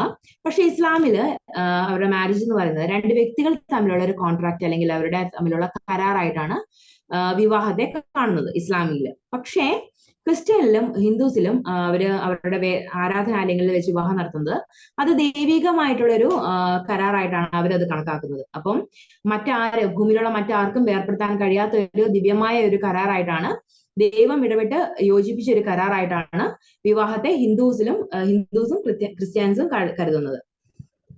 അതുപോലെ തന്നെ the Roman Catholic church also does not recognise divorce, and even if a couple does get divorced they are still married in the eyes of God. Roman Catholic ചർച്ചിലും അവര് നിയമപരമായ ഡിവോഴ്സ്, രണ്ട് കപ്പിൾസ്, ഇപ്പൊ ഒരു couple നിയമപരമായ divorce ആയെങ്കിലും ദൈവത്തിന്റെ കണ്ണിൽ അവരിപ്പോഴും കപ്പിൾസ് ആയിട്ട് തന്നെയാണ് നിലനിൽക്കുന്നതാണ് റോമൻ കാത്തലിക്കിന്റെ വിശ്വാസം. അതുപോലെ തന്നെ അടുത്തത് നമ്മൾ കാണാൻ പോകുന്ന കോൺസെപ്റ്റ് എന്ന് പറയുന്നത് ഡിസെന്റ് ആൻഡ് അലയൻസ് ആണ്. അതായത് ഡിസെന്റ് എന്ന് പറയുന്നത് ഇറക്കമാണ്, അതുപോലെ തന്നെ അലയൻസ് എന്ന് പറയുന്നത് സഖ്യമാണ്. അപ്പൊ നമ്മൾ ഇതുവരെ പറഞ്ഞത് മാരേജിനെ കുറിച്ചാണ്. മാരേജ് പല രീതിയിലുണ്ടെന്ന് പറഞ്ഞു. അതുപോലെ തന്നെ അതിന്റെ ടൈപ്പുകൾ ഏതൊക്കെയാണെന്ന് മോണോഗമി, അതുപോലെ തന്നെ പോളിഗമി, അങ്ങനെയുള്ള മാരേജ് ടൈപ്പുകൾ പറഞ്ഞു. അതുപോലെ തന്നെ നായർ തറവാടുകളിലെ മാരേജ് സിസ്റ്റത്തെ കുറിച്ച് പറഞ്ഞു. അതുപോലെ തന്നെ ഒരു കുഞ്ഞിന് പിതാവിന്റെ പരിഗണനയും അതുപോലെ തന്നെ പിതൃത്വം ഒരു കുഞ്ഞിന് ലഭിക്കമാകേണ്ടത് എത്രത്തോളം പ്രധാനമുള്ള കാര്യമാണെന്ന് നമ്മൾ പറഞ്ഞു. അപ്പൊ അതുപോലെ ഇനി അടുത്ത് കാണാൻ പോകുന്നത് ഡിസെന്റ് ആൻഡ് അലയൻസ് ആണ്. We shall now focus on the two important concepts of kinship studies. Example, descent and alliance. According to Robin Fox, the social organization in most tribal societies is based on the concept of alliance and descent. The alliance refers to the temporary association of a male with the several females, and would temporary is referred as the alliance may end due to death of either partner. The alliance can also be referred in terms of the linkages between two or more clans. അപ്പൊ clans എന്ന് പറയുന്നത് വംശം അല്ലെങ്കിൽ കുലം എന്നാണ് അർത്ഥം കേട്ടോ. അതൊന്ന് just അടയാളപ്പെടുത്തി വെക്കുക. ക്ലാൻസ് എന്ന് പറയുന്നത് വംശം അല്ലെങ്കിൽ കുലം. The alliance of marriage forms the social units of kinship, and these alliances help in making relationship with the people groups who are not part of the tribe clan. There are certain rules and norms of the alliance which are those of exogamy, marrying outside tribe clan, and endogamy, marrying within the tribe clan. അപ്പോൾ നമുക്കറിയാം പല ആളുകൾ, അതപ്പോ പല സമൂഹങ്ങളിലും ഒരേ കുലത്തിൽ അല്ലെങ്കിൽ ഒരേ വംശത്തിൽപ്പെട്ട ആളുകളുമായിട്ടുള്ള മാരേജസ് ചില സ്ഥലങ്ങളിലൊക്കെ നിരോധിച്ചിട്ടുണ്ട്, അല്ലെങ്കിൽ ചില സ്ഥലങ്ങളിലൊക്കെ ഒരേ വംശത്തിൽപ്പെട്ട ആളുകൾ വിവാഹം കഴിക്കാനായിട്ട് പ്രോത്സാഹിപ്പിക്കുന്നുണ്ട്. അങ്ങനെ രണ്ട് തരത്തിലുണ്ട്. ഇപ്പൊ നമ്മൾ ഒരു എക്സാമ്പിൾ ആണ് നമ്മുടെ കേരളത്തിൽ നിലനിന്നിരുന്ന ഒരു മാരേജ് സിസ്റ്റമാണ് മുറപ്പെണ്ണ് മുറച്ചെറുക്കൻ എന്ന് പറഞ്ഞ ഒരു മാരേജ് സിസ്റ്റം. അതായത് ഒരു സഹോദരന്റെ മകൻ അല്ലെങ്കിൽ ഒരു സഹോദരിയുടെ മകളെ വിവാഹം കഴിക്കുന്ന ഒരു സമ്പ്രദായം കേരളത്തിലും മറ്റ് ഈ സൗത്ത് ഇന്ത്യയിലൊക്കെ ഉണ്ടായിരുന്നു. അപ്പോൾ അതെന്ന് പറയുന്നത് ഒരു വംശത്തിൽപ്പെട്ട ആളുകൾ തമ്മിലുള്ള വിവാഹമാണ്. അത് രക്തബന്ധത്തിൽപ്പെട്ട ഒരേ വംശത്തിൽ അല്ലെങ്കിൽ ഒരേ കുലത്തിൽപ്പെട്ട ആളുകൾ തമ്മിലുള്ള വിവാഹമായിട്ടാണ് അത് കണക്കാക്കപ്പെടുന്നത്. അതുപോലെ തന്നെ തമിഴ്നാട്ടിലൊക്കെ ഒരു സഹോദരിയുടെ മകളെ സഹോദരൻ വിവാഹം കഴിക്കുന്ന ആചാരങ്ങളും ഒക്കെ ഉണ്ടായിരുന്നു. അതൊക്കെ എന്ന് പറയുന്ന ഒരു കുലത്തിൽപ്പെട്ട അല്ലെങ്കിൽ ഒരു വംശത്തിൽപ്പെട്ട ആളുകൾ തമ്മിലുള്ള വിവാഹമാണ്. അപ്പൊ ഇങ്ങനെയുള്ള വിവാഹങ്ങള് അപ്പം ഒരു ട്രൈബ് അല്ലെങ്കിൽ ഒരു വംശത്തിന് പുറത്ത് വിവാഹം കഴിക്കുന്നതിനെ എക്സോഗമി എന്നാണ് പറയുന്നത്. അപ്പൊ ആ ടൈപ്സ് ഒന്ന് പ്രധാനമായിട്ട് ഒന്ന് അടയാളപ്പെടുത്തി വയ്ക്കുക. എക്സോഗമി ഉണ്ട്, എൻഡോഗമി ഉണ്ട്. എക്സോഗമി എന്ന് പറയുന്നത് marrying outside tribe and clan, അതായത് ഒരു വംശത്തിന്റെ പുറത്തുനിന്ന് വിവാഹം കഴിക്കുന്നതിനെയാണ് എക്സോഗമി എന്ന് പറയുന്നത്. എൻഡോഗമി എന്ന് പറയുന്നത് ഒരു വംശത്തിന് അല്ലെങ്കിൽ ഒരു ട്രൈബിന്റെ ഒരു ക്ലാനിന്റെ ഒക്കെ അകത്ത് നിന്ന് അല്ലെങ്കിൽ ഒരു വംശത്തിലെ ഒരു കുലത്തിലെ അകത്ത് തന്നെയുള്ള രണ്ട് വ്യക്തികൾ തമ്മിലുള്ള വിവാഹമാണ് എൻഡോഗമി എന്ന് പറയുന്നത്. The examples of the rules of marrying the Sabinda and Gotra. In the Sabinda rules of exogamy, a person cannot marry someone who shares common ancestry on either mother or father's side and includes the 3 generations from the mother's side and 5 generations from the father's side. അപ്പം ഒരു മദേഴ്സിന്റെ സൈഡിൽ നിന്ന് ഒരു 3 തലമുറ വരെ ആരും വിവാഹം കഴിക്കാൻ പാടില്ല. അതുപോലെ തന്നെ അച്ഛന്റെ തലമുറയിൽപ്പെട്ട ഒരു 5 തലമുറയിൽപ്പെട്ട ആളുകൾ തമ്മിൽ വിവാഹം കഴിക്കാൻ പാടില്ല എന്നുള്ളതാണ് ഒരു കോൺസെപ്റ്റ്. അത് അങ്ങനെയാണെങ്കിൽ മാത്രമേ അതൊരു എക്സോഗമി മാരേജ് ആവുകയുള്ളൂ. അതുപോലെ തന്നെ അതായത് ഒരു ആളുടെ ഒരു രക്തം, ഇപ്പം നമുക്കറിയാം രക്തബന്ധം എന്നൊക്കെ പറയുന്നത് അമ്മയുടെ രക്തബന്ധം ഒരു 3 തലമുറ വരെ നിലനിൽക്കുമെന്നും അച്ഛന്റെ രക്തബന്ധങ്ങൾ ഒരു 5 തലമുറ വരെ നിലനിൽക്കുമെന്നാണ് ഇവര് കണക്കാക്കപ്പെട്ടിരുന്നത്. അതുകൊണ്ട് ആ തലമുറ 5 തലമുറ ഒഴിച്ച് ബാക്കിയുള്ള ആളുകളിൽ നിന്നാണ് അവർ വിവാഹ ബന്ധങ്ങൾ സ്വീകരിച്ചിരുന്നത്. Okay. The two peoples belonging to the same Gotra also cannot get married when the two people say that they have one same Gotra, it means that they trace their descent from the common ancestor. The rules of exogamy are also followed in some villages in which the marriage is prohibited within the village. These rules have been determining how and with whom alliance can be formed according to Jack Goody, who presented his article on double descent. The descent is usually to classify human societies. A descent group can be defined as a social group and traces its descent from a common ancestor, which with may be real or mythical. W.H.R. Rivers, the eminent anthropologist, is in his work Kinship and Social Organization defined descent as the eligible of belong to a kin group and that to unlinear kin group. The different types of descent are bilateral, paternal, maternal and double descent.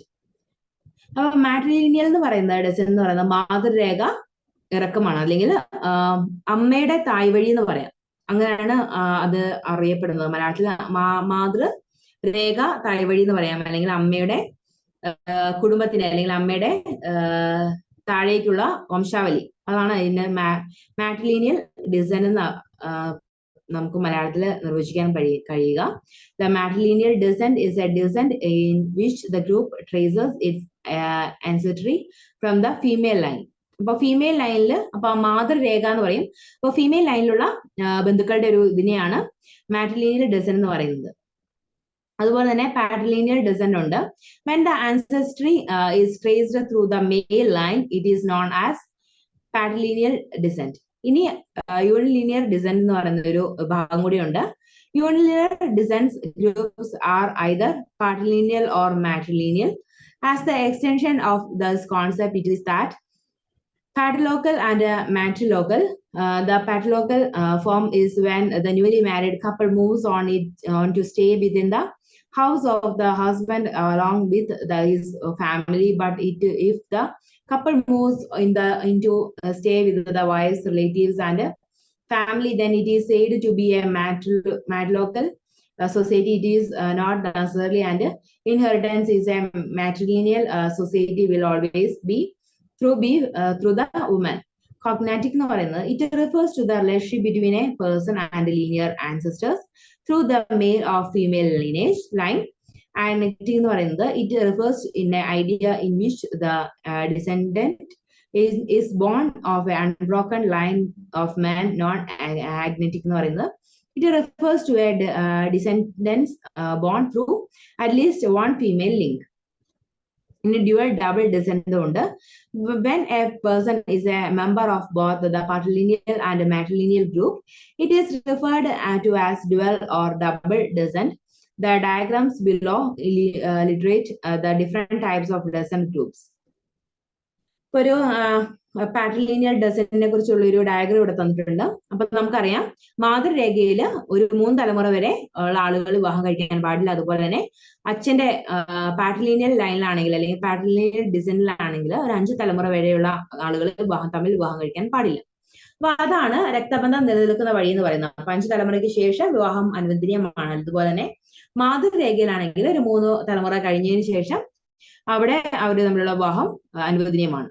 അപ്പൊ അതുവരെ രക്തബന്ധം നിലനിൽക്കും എന്നാണ് പറയുന്നത്. Same രക്തബന്ധത്തിലുള്ള ആളുകൾ തമ്മിലുള്ള വിവാഹം നിരോധിക്കുന്നതിനാണ് ഇത്തരത്തിലുള്ള ചില നിബന്ധനകളും ഒക്കെ ഉൾപ്പെടുത്തിയിട്ടുള്ളത്. ഓക്കെ, ഇനി നമുക്ക് ഇതിൽ നിന്ന് വരാൻ സാധ്യതയുള്ള കുറച്ച് ക്വസ്റ്റ്യൻസ് ഏതൊക്കെയാണെന്ന് വെച്ച് കഴിഞ്ഞാൽ നമുക്ക് what is the difference between nuclear and joint family? അങ്ങനെ ഒരു ക്വസ്റ്റ്യൻ വരാൻ സാധ്യതയുണ്ട്. ന്യൂക്ലിയർ ഫാമിലി എന്ന് പറയുന്നത് എന്താണ്? ന്യൂക്ലിയർ ഫാമിലി എന്ന് പറയുന്നത് അച്ഛനും അമ്മയും അവരുടെ സ്വന്തം കുഞ്ഞുങ്ങളും, അതായത് സ്വന്തം രക്തത്തിൽപ്പെട്ട കുഞ്ഞുങ്ങളും അടങ്ങുന്നതാണ് ന്യൂക്ലിയർ ഫാമിലി. അല്ലെങ്കിൽ അച്ഛനും അമ്മയും അവരുടെ അഡോപ്റ്റ് ചെയ്ത മക്കളും അടങ്ങുന്നതാണ് ന്യൂക്ലിയർ ഫാമിലി എന്ന് പറയുന്നത്. പക്ഷേ ജോയിന്റ് ഫാമിലി എന്ന് പറയുന്നത് ഡിഫറെന്റ് ആണ്.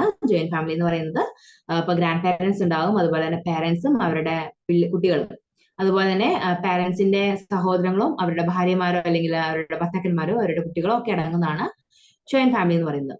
ഒന്നിലധികം കുടുംബങ്ങൾ ഒരു അടുക്കളയ്ക്ക് കീഴിൽ, ഒരു മേൽക്കൂരയ്ക്ക് കീഴിൽ വസിക്കുകയും ഒരു അടുക്കളയിൽ നിന്ന് ഭക്ഷണം പാചകം ചെയ്ത് കഴിക്കുകയും ചെയ്യുന്ന ഒരു സമ്പ്രദായത്തെയാണ് നമ്മൾ ജോയിന്റ് ഫാമിലി എന്ന് വിളിക്കുന്നത്. ഓക്കെ, അപ്പൊ അങ്ങനെ ഒരു ക്വസ്റ്റ്യൻ വരാൻ സാധ്യതയുണ്ട്. അപ്പം അതിനെക്കുറിച്ച് വിശദമായിട്ട് പഠിച്ചു വെക്കുക. അതുപോലെ തന്നെ അതിന്റെ സൈസും മെമ്പേഴ്സും ഇൻകവും ചിൽഡ്രൻസും ഒക്കെ നമ്മൾ ജസ്റ്റ് ഒന്ന് അടയാളപ്പെടുത്തി വെക്കുക. കാരണം ചിൽഡ്രൻസ് എന്ന് പറയുന്നത് ഒരേ അച്ഛന്റെയും അമ്മയുടെയും മക്കൾ മാത്രമായിരിക്കില്ല, സഹോദരങ്ങളും മക്കളും ഒക്കെ ഉൾപ്പെടുന്ന കസിൻസിന്റെ ഒരു കൂട്ടമായിരിക്കും അവിടെ കുട്ടികൾ എന്ന് പറയുന്നത്. അപ്പൊ എല്ലാ കുട്ടികൾക്കും സ്വന്തം അച്ഛന്റെ അമ്മയുടെയും കെയർ എപ്പോഴും ലഭിക്കണമെന്നില്ല. അതുകൊണ്ട് അവരൊരു കൂട്ടുകുടുംബത്തില് എല്ലാവരുടെയും കെയറും അതുപോലെ തന്നെ എല്ലാവരിൽ നിന്നും ഉള്ള പരിഗണനയും ഒക്കെ ലഭിച്ചിട്ടാണ് കുട്ടികൾ വളരുക. അതുപോലെ തന്നെ സ്പെഷ്യൽ കെയർ ഒന്നും ചിലപ്പോൾ ലഭിച്ചെന്ന് വരികയില്ല.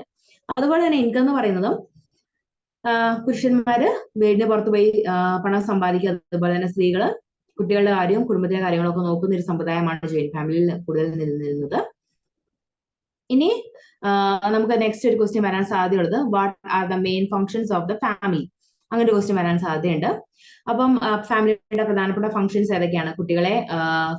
കുഞ്ഞുങ്ങളെ ഉണ്ടാകുക, അതുപോലെ തന്നെ കുഞ്ഞുങ്ങളെ വളർത്തുക, അവർക്ക് ആവശ്യമായ വിദ്യാഭ്യാസവും അവരുടെ വളർച്ചയ്ക്ക് ആവശ്യമായ എല്ലാ പോഷകങ്ങളും നൽകുക എന്നുള്ളതൊക്കെ ഒരു ഫാമിലിയുടെ ഉത്തരവാദിത്തമാണ്. അതുപോലെ തന്നെ അവർക്ക് സുരക്ഷയും സംരക്ഷണവും ഒക്കെ നൽകുക എന്ന് പറയുന്നതും, അതുപോലെ തന്നെ ഉത്തരവാദിത്ത ബോധം കൊടുക്കുക, അങ്ങനെയൊക്കെയുള്ളതും ഒരു ഫാമിലിയുടെ ഉത്തരവാദിത്തങ്ങളാണ്, അല്ലെങ്കിൽ ആ ഒരു ഫാമിലിയുടെ ഫങ്ഷൻസ് ആണ്. ഇനി ഇതിൽ നിന്ന് വരാൻ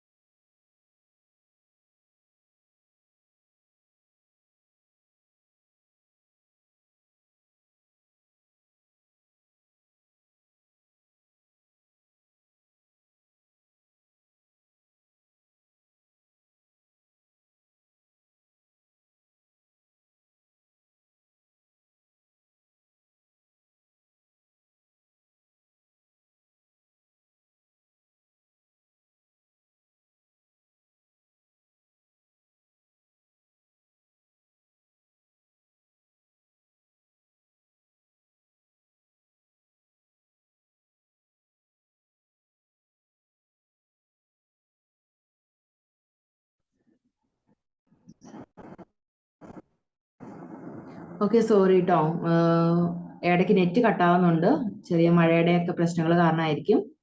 ഓക്കെ,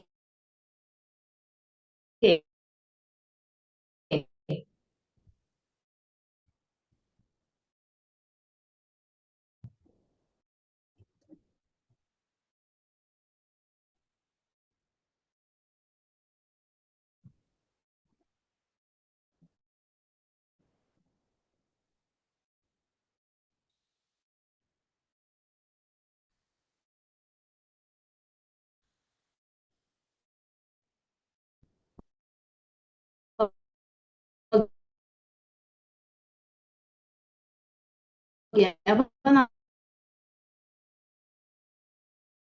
നമ്മള് പറഞ്ഞു വന്നത് മാരേജ് എത്ര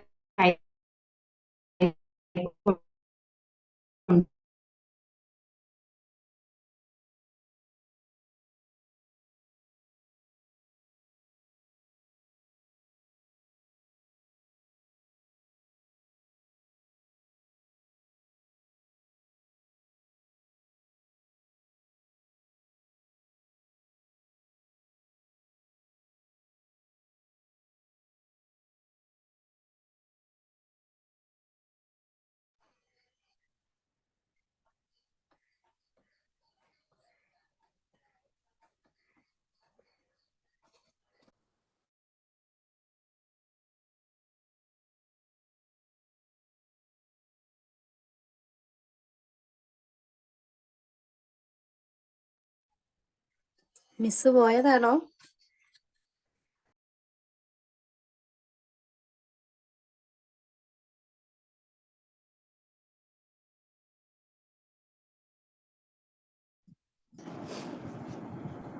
ഓക്കെ, അപ്പൊ മോണോഗമിയും അങ്ങനെയുള്ള കാര്യങ്ങളെ കുറിച്ച് അതിന്റെ ഡെഫിനേഷൻസ് കാര്യങ്ങളൊക്കെ അത് പഠിച്ചു വെക്കുക.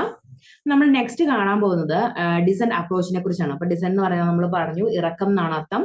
വംശാവലിനെയൊക്കെ സൂചിപ്പിക്കുന്ന ഒരു വേർഡാണത്. അപ്പൊ ഇടയ്ക്ക് നെറ്റ് ചെറിയൊരു പ്രശ്നം കാണിക്കുന്നുണ്ട്, ഒന്ന് കോപ്പറേറ്റ് ചെയ്യുക കേട്ടോ. ചെറിയ മഴയും ഇപ്പം ഇടിയും മഴയുടെ ഒക്കെ ഒരു season ആയതുകൊണ്ടായിരിക്കും. Okay, we have already studied that kinship refers to a system of recognizing relationship by marriage, blood, and social relationship. When the relationship is through blood, it is known as conjugal, and when it is through marriage, it is known as affinal. The relationship is called conjugal. It is involved descent, but when it is established through marriages, it is called as affinal. There are three approaches through which the kinship relations can be studied. Descent approach or lineage theory, which emphasized our blood consanguineous relations. The theory made a differentiate between the relative from the line of descent and the one formed by marriage. Alliance approach which emphasized on marriage. The theory focused from the blood ties to relations and that were developed after marriage. Third one is cultural approach, which emphasized in kinship as cultural. In this approach, the kinship was to be understood with a reference to cultural practices of every society. നമ്മൾ ഡെസൻ അപ്രോച്ചിനെ കുറിച്ച് നമ്മൾ പറഞ്ഞിരുന്നു. ഡെസൻ എന്ന് പറയുന്നത് നമുക്ക് matrilineal അതുപോലെ തന്നെ patrilineal അപ്രോച്ചസിനെ കുറിച്ചും അതുപോലെ തന്നെ ഡെസനെ കുറിച്ച് നമ്മൾ പറഞ്ഞു. മാതൃരേഖ അല്ലെങ്കിൽ പിതൃരേഖ സംവിധാനങ്ങൾ, അച്ഛന്റെ കുടുംബത്തിൽ നിന്ന് 5 തലമുറകൾക്ക് ശേഷം മാത്രമേ വിവാഹബന്ധങ്ങൾ അനുവദിച്ചിരുന്നുള്ളൂ എന്നുള്ള ഒരു കാര്യം നമ്മൾ പറഞ്ഞു. അതുപോലെ തന്നെ മാതൃരേഖയിൽ അമ്മയുടെ കുടുംബത്തിൽ നിന്ന് 3 തലമുറ വരെ വിവാഹബന്ധങ്ങൾ അനുവദിച്ചിരുന്നുള്ളൂ എന്നുള്ള കാര്യവും നമ്മൾ പറഞ്ഞു. അപ്പൊ ഡിസെന്റ് അപ്രോച്ച് എങ്ങനെയാണ്, അതിന്റെ വിശദമായിട്ടുള്ള കാര്യങ്ങളാണ് നമ്മൾ ഇനി നെക്സ്റ്റ് പഠിക്കാൻ പോകുന്നത്. Descent in kinship studies. An individual is either categorized as kin or non-kin based on if one can be traced with the ancestors. The descent refers to line of connection between the individual and her ancestor, both living and dead. The descent group constitutes the individual who are descended from the ancestors is particular way. Meaning of the concept of descent. Descent refers to the relationship which is defined by connection to the ancestor of an ancestress through the culturally recognized sequence of parent-child link. The terms like line, lineage, and are used synonymously with the term descent, which are used in kinship studies in 4 different ways. അപ്പൊ 4 different വേസിൽ നമുക്ക് ഈ descent കിൻഷിപ്പിലൂടെ പഠിക്കാവുന്നതിനെ കുറിച്ചാണ് നമ്മൾ പറഞ്ഞത്. First one എന്ന് പറയുന്നത് to represent the corporate descent groups. Second one എന്ന് പറയുന്നത് to represent the selected line of inheritance and succession. Third one എന്ന് പറയുന്നത് to symbolise the type of kinship terminology. Fourth one എന്ന് പറയുന്നത് the lineage relatives refer to the ascendants or descendants of a person. ഇനി functions of descent എന്ന് പറയുന്നത്, അപ്പം ഡെസെന്റിന്റെ functions ഏതൊക്കെയാണെന്നാണ് നമ്മൾ അടുത്ത് കാണുന്നത്. The descent helps in tracing the relationships intergenerationally with the help of real, protective and of fictive parent-child links. It sides towards persons, offspring of or is parentage. It helps in tracing the ancestry of a person. According to the define given by Morgan, descent refers to a cultural rule which is lineage with the which an individual with the a particular select group of kinsmen for certain social purposes such as mutual assistance or the regulation of marriage. The definition of descent is given by the structural functionalist is a process regulating the requirement of members into a social group either through the father or mother. Any type of descent എന്ന് പറയുന്നത് unilineal, the unilineal descent traces the descend only with the help of the single line of ancestors, male or female. Okay. Miss ആ function ഒന്ന് മൊത്തത്തിലാണേലും ഒന്ന് മലയാളത്തിൽ പറഞ്ഞുതരാവോ? ഫംഗ്ഷനോ? ആ ഇപ്പൊ പറഞ്ഞു, functions of descents. Okay, functions of descents എന്ന് പറയുന്നത് നമുക്കറിയാം. ഡെസൻ എന്ന് പറയുന്നത് നമ്മൾ നേരത്തെ പഠിച്ചു. നമ്മള് ഡെസൻ എന്ന് പറയുന്നത് മാതൃരേഖയിലുള്ള ഡെസൻസ്, അതുപോലെ തന്നെ പിതൃരേഖയിലുള്ള ഡെസൻസ് നമ്മൾ പറഞ്ഞു. The descents help in tracing the relationship interrelations with the help of real, putative and fictive parent-child linkages. ഇപ്പൊ ഡെസൻ എന്ന് പറയുന്നത് ഒരു ഇറക്കം എന്നാണ് ഉദ്ദേശിക്കുന്നത്, അതായത് വംശ പരമ്പരയാണ് അവർ ഉദ്ദേശിക്കുന്നത്. അപ്പോൾ നമുക്കറിയാം നമ്മുടെ ഓരോ വംശവും ഉണ്ട്. അപ്പൊ വംശത്തിലെ ആളുകൾ തമ്മിലുള്ള മാരേജസ് പ്രധാനമായിട്ടും നിരോധിച്ചിട്ടുണ്ട്. കാരണം ഓരോ ബ്ലഡ് ഗ്രൂപ്പിൽപ്പെട്ട ആളുകൾ തമ്മിലുള്ള വിവാഹം അവിടെ ഉണ്ടാകുന്ന കുട്ടികൾക്ക് ഒരുപാട് രീതിയിലുള്ള പ്രശ്നങ്ങൾ ഉണ്ടാക്കുന്നു നമ്മൾ പറഞ്ഞു. ഇനി it cities towards person offspring or his parentage. അതുപോലെ തന്നെ ഇത് മുഴുവൻ കംപ്ലീറ്റ് ആയിട്ടില്ല കേട്ടോ. അപ്പൊ അത് കഴിഞ്ഞിട്ട് നമുക്ക് ഡെഫിനിഷൻ സഹിതം പറയാം. കാരണം ഇനി കുറച്ച് ഭാഗങ്ങളായിട്ട് പറഞ്ഞു കഴിഞ്ഞാൽ മൊത്തത്തിൽ ഒരു ഉൾക്കാഴ്ച കിട്ടില്ല. അപ്പം ഇതെന്ന് പറയുന്നത് ഡിസൻ എന്ന് പറയുന്നത് ഒരു ഇറക്കം എന്നാണ് അതിന്റെ മലയാളം മീനിങ്. അതെന്ന് പറയുന്നത് നമ്മുടെ മാരേജസ് ഒരേ വംശത്തിൽപ്പെട്ട ആളുകളുമായിട്ടുള്ള ബന്ധം അത് അവരനുവദിക്കുന്നില്ല, അത് അനുവദനീയമല്ലാത്ത ഒരു കാര്യമായിട്ടാണ് കാണിക്കുന്നത്. അതുപോലെ തന്നെ നമ്മൾ പറഞ്ഞു പാട്രിലീനിയൽ എന്ന് പറയുന്നു, അതുപോലെ തന്നെ മാട്രിലീനിയൽ അപ്രോച്ച് എന്ന് പറഞ്ഞ് നമ്മൾ കണ്ടുവരുന്നു. പാട്രിലീനിയൽ എന്ന് പറയുന്നതും ഒരു പിതൃരേഖയിൽ അല്ലെങ്കിൽ പിതാവിന്റെ കുടുംബത്തിലുള്ള ആളുകളുമായിട്ടുള്ള ബന്ധം 5 തലമുറ വരെ നിരോധിച്ചിരിക്കുന്ന ഒരു കാര്യമാണ് നമ്മൾ കണ്ടത്. അപ്പം ഈ according to the definition given by Morgan, descent refers to a cultural rule which is a lineage with an individual with the particular select group of kinsmen for certain group purposes such as mutual assistance or the regulation of marriage. The definition of descent as given by the structural functionalist is a process regulating the requirement of members into a social group either through the father or mother. അതൊന്ന് അടയാളപ്പെടുത്തി വെക്കുക കേട്ടോ. ഡിസെന്റിന്റെ ഡെഫിനിഷൻസും കാര്യങ്ങളും അതുപോലെ തന്നെ ഫങ്ഷൻസും. ഇതിന്റെ അകത്ത് പ്രധാനമായിട്ട് കാണുന്നത് ഫീച്ചേഴ്സ് ഉണ്ട്, ഡെസൻ പ്രിൻസിപ്പിൾസിന്റെ ഫീച്ചേഴ്സ് ഉണ്ട്. അതുപോലെ തന്നെ നമ്മുടെ പാട്രിലീനിയൽ അതുപോലെ തന്നെ മാട്രിലീനിയൽ ഫങ്ഷൻസിനെ കുറിച്ചുള്ള അതിന്റെ ഒരു ഫീച്ചേഴ്സും കാര്യങ്ങളും പറയുന്നുണ്ട്. അപ്പം നേരത്തെ നമ്മൾ പഠിച്ചത് ഒക്കെ ക്ലിയർ ആയിരുന്നു, അതായത് ഡെസെന്റ് എന്താണെന്നും അതുപോലെ തന്നെ പാട്രിലീനിയലും മാട്രിലീനിയലും അതിന്റെ അപ്രോച്ച് ക്ലിയർ ആയിരുന്നോ? അതിന്റെ തുടർച്ചയായിട്ടാണ് കേട്ടോ ഇവിടെ വന്നിരുന്നത്.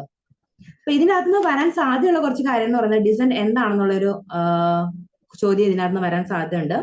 അതുപോലെ തന്നെ ടൈപ്സ് ഒക്കെ ഡിസെന്റ് ഏതാണെന്നുള്ളത് വരാൻ സാധ്യതയുണ്ട്. അപ്പം ഫങ്ഷൻസ് ഓഫ് ഡിസെന്റിൽ ഈ 3 പോയിന്റ്സ് മാത്രം ഓർത്ത് വെച്ചാൽ മതി. അതുപോലെ തന്നെ ടൈപ്സ് ഓഫ് ഡിസെന്റ് എന്ന് പറയുന്നത്